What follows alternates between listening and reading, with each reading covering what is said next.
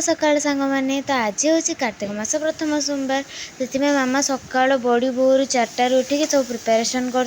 school जी tiffin नहीं कि जी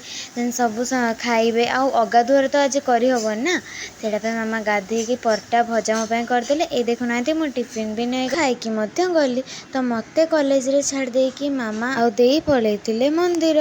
तो जेहेतु आज कार्तिक मास प्रथम सोमवार से मामा मंदिर पलैले आठ दीप चलिए तो आज तो सब साधा हम जेहेतु बाहर भोग दिहब तो मामा आज घरे पूरा साधा भोजन करथिला तो देईर जेहेतु दांत उपड़ा से किसी खाई पारनी से मामा तापाई कदली फदली पकई गोटे सेक कर देथिला तो से देखुना ये पीकी कौच बढ़िया लगुच बोली तो ये देखते मामा ये भात कर अरुआ भात तास कदली ओऊ एवं मुग डाली पकईकि मामा आज हबिष डालमा करथिला तासह थिला ओऊ खटा